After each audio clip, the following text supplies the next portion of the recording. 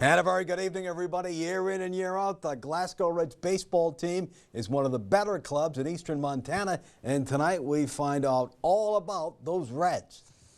We got to get everyone going at the same time. It seems like as soon as one of our guys starts hitting, one of our top guys, it's the other 3 or 4 go cold. And it's like, no, we need you guys. They have the ability to all hit at the same time, and they just haven't clicked yet. And this is usually when we start, when we figure that out. So we're hoping that stays true. How about on the mound? On the mound, we're a little rough. We had 2 guys go down. We had a guy went to college. He came back. He had shoulder surgery or a scope done, and he's rehabbing, and he's not back.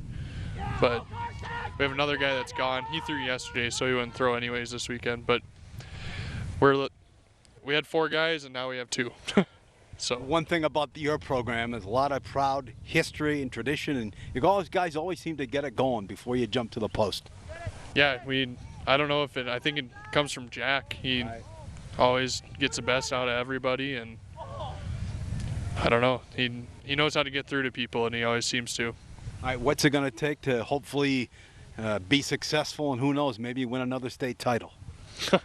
We got to win 4 districts to get there, because Laurel's hosting state, so that's interconference, so we got to win it. We got to win districts, 4 in a row we need. So if we can we have 2 pitchers that definitely can win 2 games, and we need 3 or 4 more pitchers in general. What's the East look like? Sydney's got their team rolling now, and Billings always has a couple of good teams. I mean, what do you think the East is going to look like? I mean, right now, as conference is, I'm pretty sure the Cardinals are 1, Laurel's 2, the Blue Jays are 3, and then Miles City's 4, and we're 5, and then Glendive and Sydney. But the thing is, our conference, it doesn't even matter. Right. If someone shows up to play and the other team doesn't, they're hurting. So. Well, you always see that. Teams get better. You never know what can happen, that's for sure. Yeah, it depends. If their guy comes out and their number 1 pitcher is on, you're not. I don't know. We're all Eastern Montana guys, so everyone's here to grind it out and win, and they all want to. So.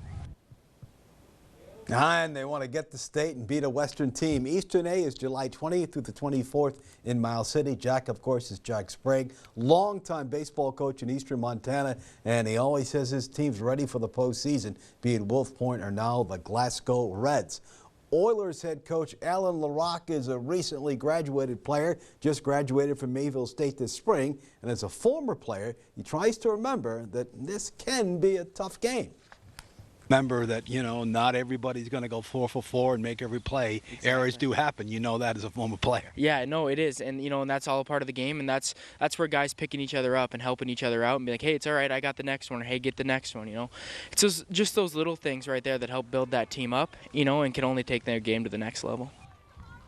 And he's got a good club. They were in action tonight over at Offutt. They dropped the first one to Mandan 8-4, but came roaring back to take the nightcap 9-8. So a win and a loss for his club, and they seem to have a fun time playing, that's for sure. And that's what it's about. All right, Keybird's home tomorrow against Fargo Post 400. Game times 5:30 and 7:30 p.m. Those are the games that were rained out last night. Then Sunday home at 5:30 and 7:30 p.m. against Miles City. So some good baseball.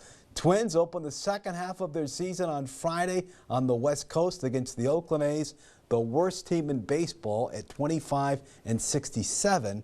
Twins a half game out in the AL Central after the lead most of the way in the first half. Twins fans hoping this is not a repeat of last summer when they started leaking oil at about the All-Star break and just could never recover and did not make the playoffs. So we'll have to see what happens.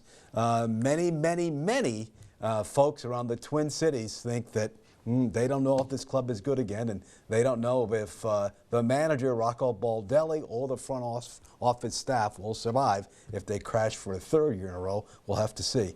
UND standout goalie Eddie Balfour has been voted into the Dallas Stars Hall of Fame.